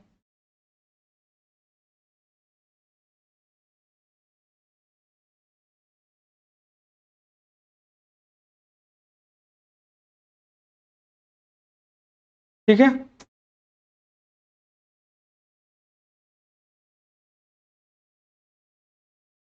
ये आपका हो गया, चलिए ब्लैंक स्पेस पे हम लोग क्वेश्चन करते हैं, लेकिन टाइम नहीं है, बाद में कर लेंगे। Refer the data given below and answer the question. Same question यहाँ पे पूछ रहा है कि देखो average monthly income and expense, यहाँ पे क्या है, मंथली इनकम और एक्सपेंस के बारे में बात कर रहा है, of a person over 6 year, 6 साल का, 2005, 2006, 2007, है ना, 7 का ये है, 8 का ये है, 9 का ये है, 10 का ये है, right. In the year 2008 by how much did the person saving get, है ना, डिब्यूटेड। आपको बता रहा है कि 2008 में, तो किसी पर्सन का यदि हम बात करिए 2008 है, 2008 में देखो अब यहाँ पे देखो, यहाँ पर कह रहा है कि ये जो देखो ये थोड़ा सा ज़्यादा बड़ा है ना सर्कल, ये छोटा है, ये इनकम को इंडिकेट कर रहा है और ये एक्सपेंडिचर को। तो यहाँ पे ये 2008 में ये इनकम है ना, इनकम कितना है, इनकम जो है 2008 में, 2000 यदि हम 8 का बात करें तो इनकम कितना है बताओ किसी पर्सन का, जो इसका इनकम है वो कितना है इनकम, 18500, और जो इसका एक्सपेंस है, एक्सपेंस कितना है 19200, राइट। इसके हिसाब से जो इसका इनकम और एक्सपेंडिचर है, ठीक है, तो आप बताइए कि इसमें इनकम है इतना और तो इसका जो सेविंग होगा या नहीं होगा, बताओ, होगा, नहीं होगा ना, अरे बताओ भाई, ये मंथली है ना, लेकिन आपको 1 साल का, ये 2008 का पूछ रहा है, तो सबसे पहले हमको फाइंड करना है कि इस ईयर में उसका सेविंग का जो ये है, जो डिप्यूटेड जो इसका ये है, जो डिप्लेशन होता है उसका सैलरी इनकम में कितना का डिप्लेशन है, ठीक है ना, यानी एक्सचेंज है, वो तो निकालते हैं। जो इनकम कितना है, कम है, और एक्सपेंस ज़्यादा है तो लॉस होगा। तो सेविंग का जो डिप्लेशन है वो कितना है, सेविंग से कितना होता है देखते हैं, अब माइनस करो, कितना होगा सेविंग, 19200 माइनस 18500, ये कितना हो गया टोटल, इसे कितना होगा 700, है ना, तो 700 हो गया। 1 महीने का तो 12 महीने का कितना होगा, 12 महीने का कितना होगा, मल्टीप्लाई कर दो 1 साल का, तो कितना होगा ये 8400, यानी ये हो गया 8400 का हो गया इसका, ठीक है, जो एनुअल डिप्लीशन है उसका, ठीक है, एनुअल डिप्लीशन कितना है 8400 का, ठीक है। लेकिन डिड पर्सन गेट्स, आपका आंसर कितना हो गया, ठीक है, इस टाइप से हम लोग निकालेंगे। फिर what was the percentage increase in expense of the person between 8 year 5 और 10, 2005 में और 2010 में, जो इंक्रीज एक्सपेंडिचर कितना एक्सपेंडिचर जो है इंक्रीज हुआ है। देखो 2005 में कितना है, 2005 में किसी पर्सन का जो एक्सपेंडिचर है वो है 14,000, और 10 में कितना है, देखो 10 में कितना है 21,000। तो 2005 में यदि हम ये क्वेश्चन नंबर 7 का बात करें, ठीक है, तो ये आपका जैसे जगह यहाँ पर नहीं है, 2007 में देखिए, चलिए जगह नहीं है, हम यहीं पे बात सॉल्व कर लेते हैं। 2005 में 2005 में, ये आपका 7 नंबर का आंसर है। 2005 में जो एक्सपेंस है वो है 14,000 और 2010 में एक्सपेंस कितना बढ़ गया भाई? देखो 21,000 क्या है, नहीं सॉरी एक्सपेंस ये है ना, एक्सपेंस कितना है 11 है, 11,000 ठीक है। और 10 में जो एक्सपेंस है ये है ना, 10 में जो एक्सपेंस है 2010 का, देखो ये एक्सपेंस है ना इसका, ये इसका एक्सपेंस है कितना है 17,600 ठीक है। तो कितना का बोल रहा है कि परसेंटेज कितना परसेंट इंक्रीज हुआ है, तो कितना परसेंट इंक्रीज हुआ है इसके लिए क्या करेंगे पहले, तो कितना होगा देखो 7,600 माइनस इसको पहले यहाँ से घेर दो, माइनस 11,000 ठीक है, डिवाइडेड बाय 11,000 इंटू 100। ये करने के बाद जो आपका आंसर आएगा वही उसका क्या हो जाएगा, परसेंटेज हो जाएगा ठीक है। चलो देखो सबसे बहुत महत्वपूर्ण चीज़ है पाई चार्ट। आपका क्वेश्चन मैक्सिमम बार ग्राफ और पाई चार्ट से आता है ठीक है, लाइन चार्ट से भी कभी कभी आता है, कोई दिक्कत नहीं है। लाइन चार्ट और पाई मतलब जो है बार ग्राफ दोनों सेम ही है, ज़्यादा डिफरेंस नहीं है उसमें। तो now we are study we see the pie chart. Pie chart is a very very VVI topic, बहुत ही वीवीआई है ठीक है। तो क्योंकि पाई चार्ट जो है, अब पाई चार्ट को बनाने के लिए इस पर कुछ ऐसे क्वेश्चंस भी आते हैं जो आपको क्या होगा कि बनाने के टर्म में बहुत सारा डिफिकल्टीज होता है, क्योंकि इसका बेसिक जो चीज़ है ना वो पता नहीं होते हैं हमें। जब बेसिक चीज़ आपको पता चल जाएगा तो आप इजीली इसको सॉल्व कर सकते हैं। अब बेसिक क्या होता है कि कुछ टर्म्स होते हैं, जैसे pie chart circular chart divide into sector. अब सेक्टर क्या होता है देखो बता रहे हैं, जैसे ये है ना, ये सर्कल है, सर्कल में आप लोग सेक्टर के बारे में पढ़ा हुआ क्लास 10 में। ये जो पार्ट होता है ना इसको बोलते हैं हम लोग सेक्टर। ये जो है ये एक सेक्टर है। डिफरेंट सेक्टर में देखो एक सेक्टर ये है, एक सेक्टर ये है, ये सेक्टर ये है, ये है, ये तो ये डिफरेंट सेक्टर में डिवाइड होता है पाई चार्ट में। जो डेटा होता है वहाँ पर सेक्टर में डिवाइड किया जाता है। जैसे अपने बार ग्राफ में जैसे बार बना के हम इस ऐसे बार बना के जो है ना इस टाइप का बार बनाए थे और वहाँ पर डेटा को रिप्रेजेंट किए थे, लाइन में इस टाइप का लाइन में रिप्रेजेंट किए थे। लेकिन इसमें पाई चार्ट में हम लोग सर्कल के अंदर, ये जो हमारा सर्कल है सर्कल के अंदर ये सेक्टर बनाते हैं और सेक्टर के हिसाब से हम लोग रिप्रेजेंट करते हैं। क्लियर? तो क्या बोल रहा है कि sir divide into sector in which the arc length, इसमें क्या होता है in which the arc length its centre, centre angle and area है ना, एरिया। अब यहाँ पे आर्क लेंथ ये जो डिस्टेंस होता है दिस इज कॉल्ड, आपको मैं एक जो है थोड़ा सा कलर चेंज करता हूँ। ये जो है देखो ये जो है ये लेंथ है ना इसको बोलते हैं हम लोग आर्क लेंथ ठीक है। सेंट्रल एंगल ये जो एंगल है आपका, ये जो इसके बीच का जो एंगल है, यानी ये जो एंगल होता है ये इस आर्क के बीच में ये जो एंगल बना इसको बोलते हैं सेंट्रल एंगल। इस क्या बोलते हैं? सेंट्रल एंगल ठीक है। ये आपका होता है सेंट्रल एंगल सी है ठीक है। तो इस टाइप से जो है, और ये पूरा पार्ट एक ये बन गया, ये बन गया सेक्टर। इस सेक्टर का ये आर्क, यहाँ से यहाँ का दूरी बनता है आर्क लेंथ को बोलते हैं, आर्क बोलते हैं, बट ये लेंथ काउंट करते हैं तो आर्क लेंथ बोलते हैं। और ये जो रेडियस है, ये दो रेडियस है ना, ये सब ये रेडियस से चलते जो एंगल बनता है, दो रेडियस है ना, दो रेडियस को जोड़ने पे जो एंगल बनता है that angle is called central angle. तो यहाँ पे क्वेश्चन जो होता है कि अब देखो यहाँ पे समझना क्या है कि इसको समझना बहुत ज़रूरी है, जिसको हम अभी आप लोग इसको ध्यान देंगे। ध्यान देना इसलिए है कि ये बहुत ही कॉम्प्लेक्स चीज़ है। क्या बोल रहा है? In the question of pi chart, pie chart का जो क्वेश्चन आएगा, the total quantity distributed over total angle 360, जो एंगल है वो 360 और 100%, 360 और देखो 360 डिग्री है और 100%, यानी किसी भी सर्कल का यदि ये सर्कल है तो इस सर्कल का टोटल एंगल जो होता है वो 360 होता है ठीक है। और 360% इज इक्विवेलेंट टू 100%, यानी 360 डिग्री जो होता है 360 डिग्री इक्विवेलेंट टू 100% ठीक है। तो हम लोग इसका जब क्वेश्चन बनाएंगे तो 360 और 100 को दोनों को दिमाग में रखते हुए क्वेश्चन को सॉल्व करेंगे, क्योंकि आप एक का कंसेप्ट भूल गए तो आपको बहुत प्रॉब्लम होगा सॉल्व करने में। समझ में आ गया?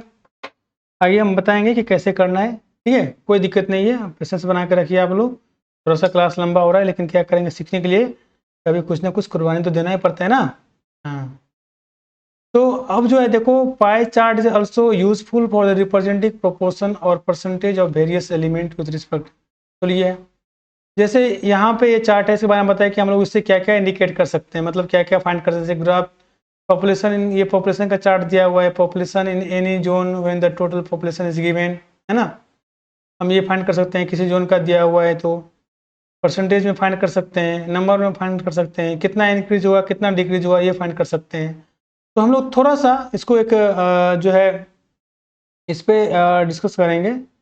क्या इतना है ना कि क्वेश्चन से ज़्यादा क्लियरिटी आएगा आप लोगों को। देखो जैसे एक क्वेश्चन है, हम लोग क्वेश्चन बनाने से क्या होता है, ज़्यादा क्लियरिटी आता है।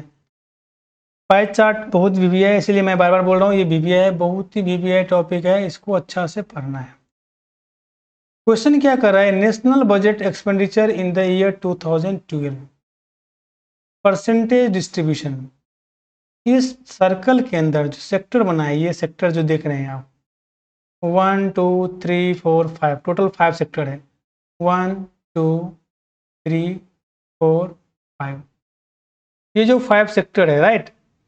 तो ये 5 सेक्टर में परसेंटेज के साथ, यानी जो एक्सपेंस है, नेशनल एक्सपेंस जो 2012 का है, तो मिलिट्री में देखो टोटल परसेंट कितना होता है 100। हम जब ये सारे परसेंट को जोड़ेंगे ऐड करेंगे तो वो 100 ही 100 होगा, यानी 100% में से 59% मिलिट्री के ऊपर खर्च है, 9% इंटरनेशनल के ऊपर खर्च है, 9% है ना इंटरेस्ट ऑन डिबेट पे खर्च है, ठीक है ना, 6% इस पे खर्च है और अदर्स पे 70% खर्च है। और जब आप सारे परसेंट को 59 + 9 + 9 + 6 + 17 ऐड करो तो ये आपका हो जाएगा 100%, ठीक है।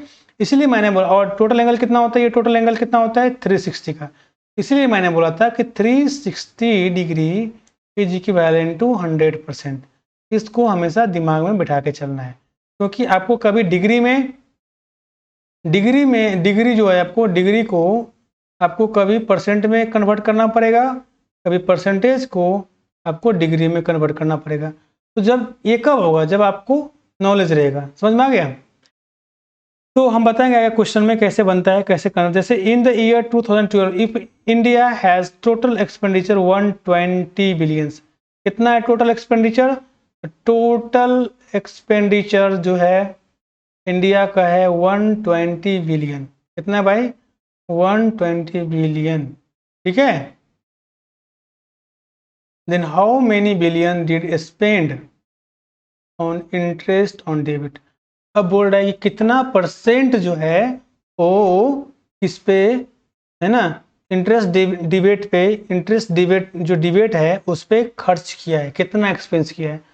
तो वो टोटल कितना है 120 बिलियंस है एक्सपेंस, और उस 120 में 120 बिलियन मतलब 100% एक्सपेंस। उस 100% में से ये क्या है, ये 100% है, तो 100% में 9% ही तो खर्च किया है ना डिबेट पे, तो इसका 9% कितना होगा निकाल दो। 9% कैसे होगा 120 इंटू 9/100, ठीक है।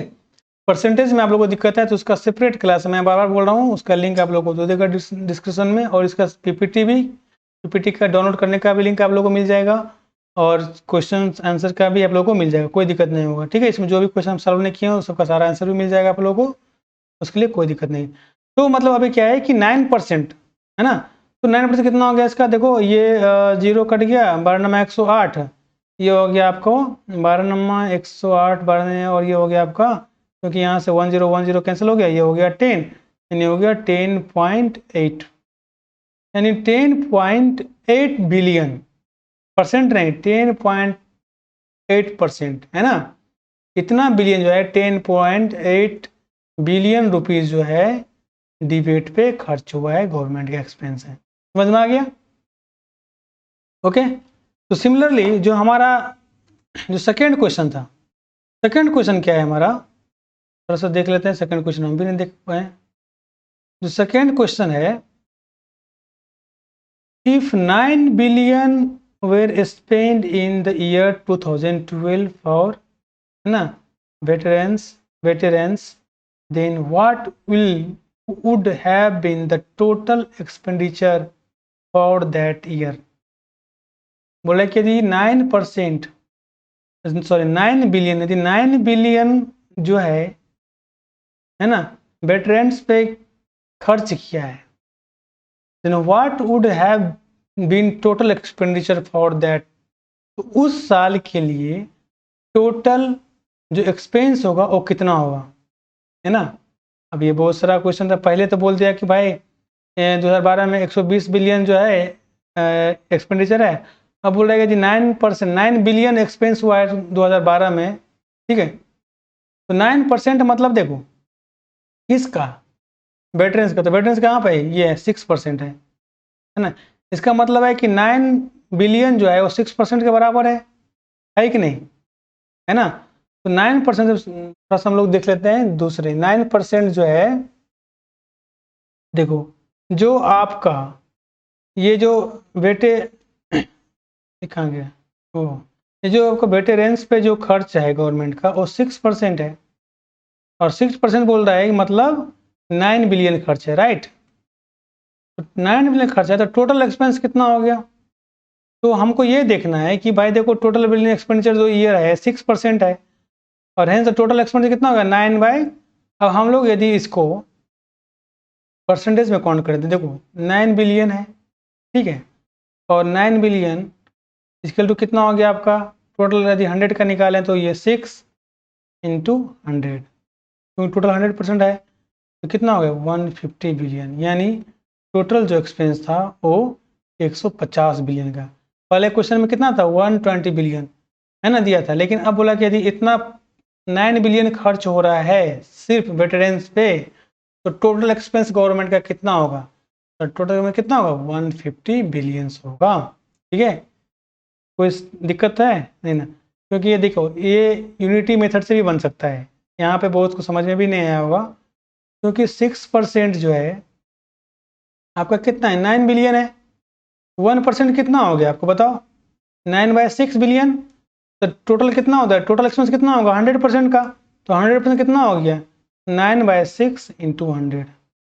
देखो यही चीज़ क्या हुआ ना, सेम यहाँ पे जो यहाँ पे, तो ये जो है जो यूनिटरी मेथड होता है ये भी मैंने पढ़ा चुका है, इससे निकला है, ठीक है। अब समझ में आ गया होगा सबको।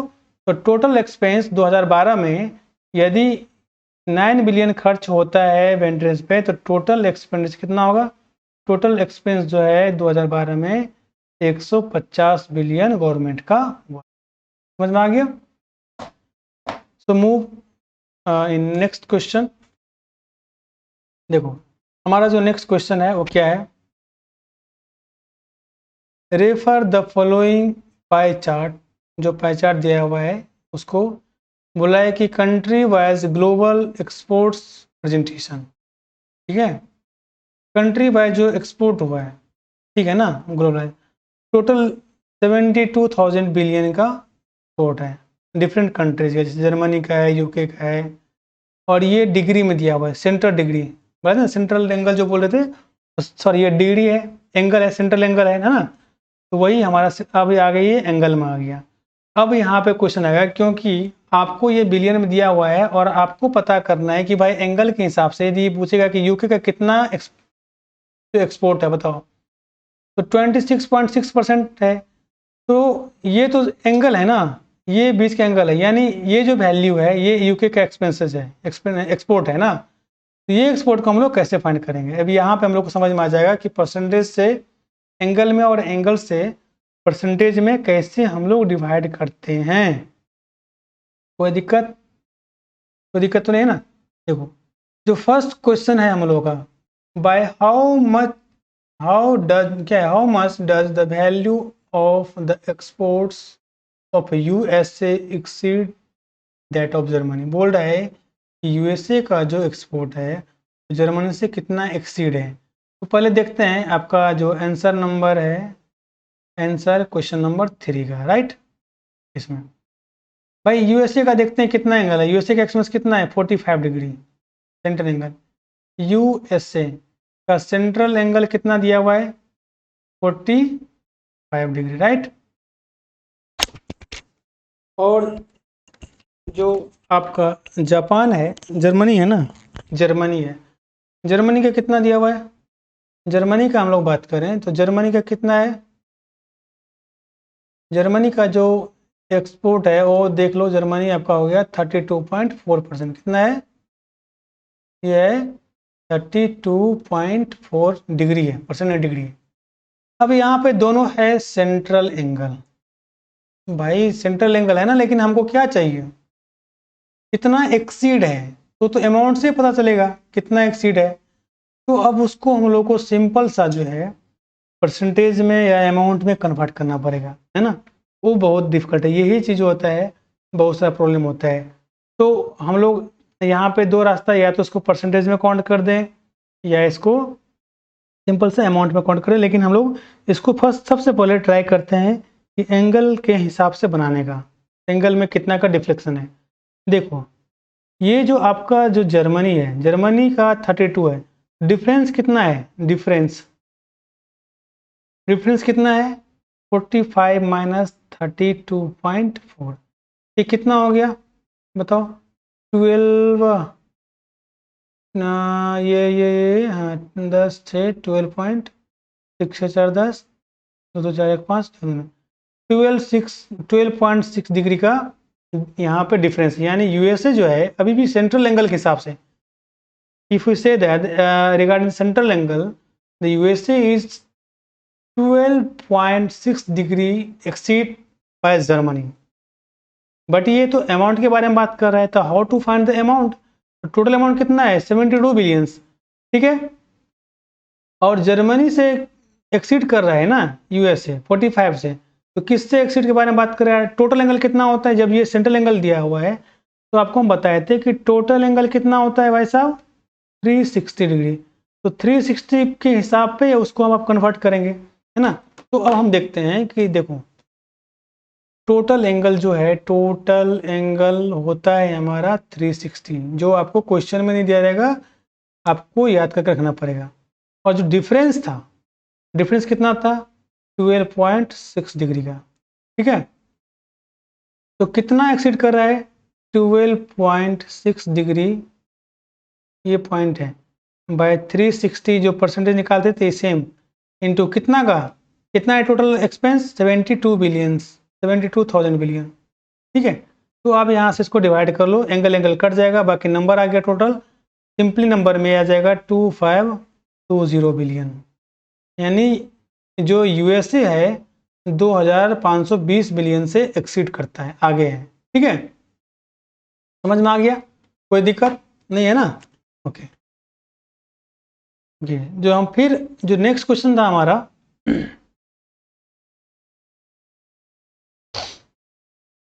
ये जो हमारा नेक्स्ट क्वेश्चन है, if export of developing countries accounted 36% of the total worldwide export, then what is the value of the export of Japan as a percentage of the export of the developing countries?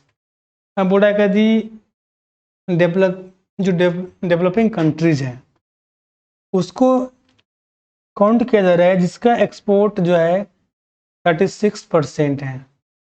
Total जितना export हो रहा है world wide का, 36% जिसका export हो रहा है उसको डेवलपिंग कंट्री माना जाता है, ठीक है। तो बोल रहा है कि इसके हिसाब से then what is the value of export of Japan, Japan का जो एक्सपोर्ट है वो कितना है, उसका वैल्यू परसेंटेज में of the export of the developing country. And developing country को 36% चाहिए, तो उस केस में जापान का जो एक्सपोर्ट है वो परसेंटेज में कितना, डेवलपिंग कंट्री से कितना ज़्यादा है या कितना परसेंट है, कम हो या ज़्यादा, कितना परसेंटेज है, ठीक है। तो उसके हिसाब से यदि हम लोग बात करें, ठीक है, तो देखो ये क्वेश्चन थोड़ा सा टेढ़ा है, लेकिन इतना भी टेढ़ा नहीं जिसकी हम लोग बात ना कर सकें। तो हम बात करते हैं नेक्स्ट हमारा, जो देखो क्या था हमारा क्वेश्चन, जो भी क्वेश्चन आपका हो, जो क्वेश्चन था कि 36% है ना, डेवलपिंग कंट्री के लिए जो एक्सपोर्ट है, जो एक्सपोर्ट है वो कितना चाहिए for developing country, developing country का जो है, ठीक है ना।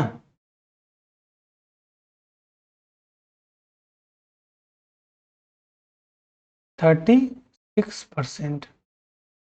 ठीक है, ये जो 36% चाहिए ऑफ टोटल, किसका, ऑफ टोटल एक्सपोर्ट्स का। ठीक है, थोड़ा सा राइटिंग का प्रॉब्लम, कोई दिक्कत नहीं, राइटिंग नहीं बनती ऐसे भी। तो आप बताओ, आज जापान जो है, एक्सपोर्ट ऑफ जापान कितना है भाई? जापान का हम लोग यदि देखें ना, देखो जापान कहाँ गया, थोड़ा सा ग्राफ में हम लोग देख लेते हैं एक बार, ग्राफ के हिसाब जापान का कितना है। भाई साहब जापान आ जाओ, देखो जापान जापान जापान जापान किधर गया आपका जापान, ये ओहो ये 36 डिग्री भी दे दिया है। देखो ये डिफरेंस है, यहाँ पे परसेंटेज है और यहाँ पे डिग्री है। ठीक है, तो हम अभी जापान का पहले निकालते हैं एक्सपोर्ट, कितना एक्सपोर्ट करता है जापान। तो जापान का जो एक्सपोर्ट है, जो जापान का आपका एक्सपोर्ट है वो कितना है, 36 डिग्री है। तो इसके हिसाब से हम एक्सपोर्ट निकाले, टोटल एक्सपोर्ट ऑफ जापान। ठीक है, जापान है ना, हम जे वो जी हो, जो आपका जापान होगा 36 बाय टोटल डिग्री कितना होता है 360 इंटू टोटल कितना है 72,000 बिलियंस है।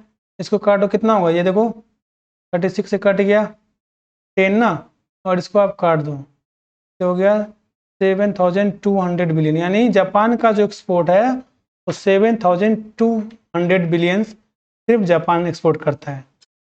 ठीक है, और डेवलपिंग कंट्री के लिए 36% चाहिए। ठीक है, तो डेवलपिंग कंट्री के लिए जब 36% चाहिए भाई साहब, तो रिक्वायर्ड परसेंट कितना चाहिए होगा बताओ। दोनों में डिफरेंस कितना होगा, इसका यदि हम परसेंटेज में काउंट करें, ये हो गया आपका टोटल, और यदि इसको आप परसेंटेज में काउंट करें तो किस में क्या करना पड़ता है परसेंटेज काउंट। देखो हमको चाहिए, ये तो हम अमाउंट में फाइंड कर दिए ना, डेवलपिंग कंट्री के लिए 36%, तो जापान का कितना है, तो जापान का जो 36 डिग्री बाय 360, जब आपको सेंट्रल एंगल दिया हो और इसको परसेंटेज में काउंट करना है, तो सिंपल आपको 100 से मल्टीप्लाई कर दीजिए। ठीक है, 100 से मल्टीप्लाई करने के बाद ये क्या होगा, देखो एक जीरो यहाँ से हो गया कैंसिल, ये 36 कैंसिल हो गया, बच गया 10, यानी 10%। यानी जापान कितना, जापान यदि अमाउंट में बात करें तो 77,200 बिलियन एक्सपोर्ट करता है, बट इन परसेंटेज जापान जो है कितना एक्सपोर्ट करता है 10% ऑफ टोटल एक्सपोर्ट। यानी जापान सिर्फ 10% जो है एक्सपोर्ट करता है टोटल वर्ल्ड में, टोटल जितना एक्सपोर्ट होता है वर्ल्ड वाइज उसका 10% जापान करता है एक्सपोर्ट। लेकिन बोल रहा है कि जापान जो है, जापान को कितना रिक्वायर्ड है, क्योंकि जापान डेवलपिंग कंट्री में नहीं है, डेवलपिंग कंट्री के लिए 36% चाहिए, तो इसके लिए रिक्वायर्ड कितना चाहिए और बताओ आप लोग। कितना रिक्वायरमेंट होनी चाहिए भाई साहब परसेंटेज में, बताओ बताओ। तो भाई डेवलपिंग के लिए कितना चाहिए 36, तो 36, ठीक है 36, एक मिनट,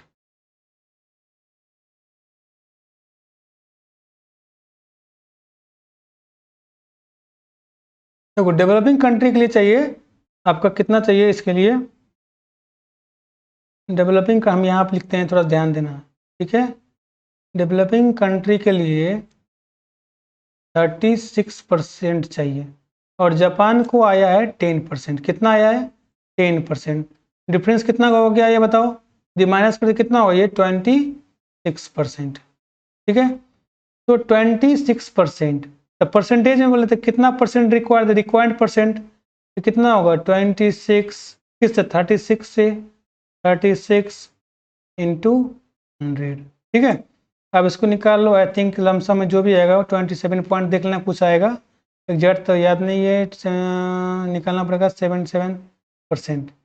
यानी जापान को 27.7% रिक्वायर्ड एक्सपोर्ट से, यदि इतना परसेंट और एक्सपोर्ट करता है तो जापान भी डेवलपिंग कंट्री के लिस्ट में आ जाएगा। समझ में आ गया। देखते हैं हमारा जो नेक्स्ट क्वेश्चन है वो क्या था, क्या है नेक्स्ट क्वेश्चन।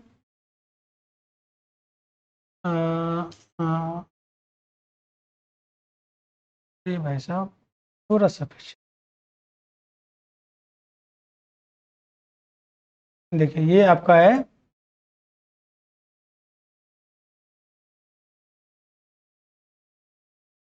ठीक है।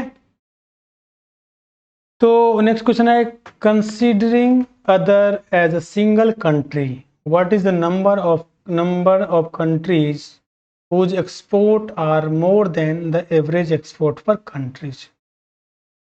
अब ये भी बड़ा है, तो लग रहा है वर्ड को देखने से बहुत कॉम्प्लेक्स, बट इतना भी कॉम्प्लेक्स नहीं है।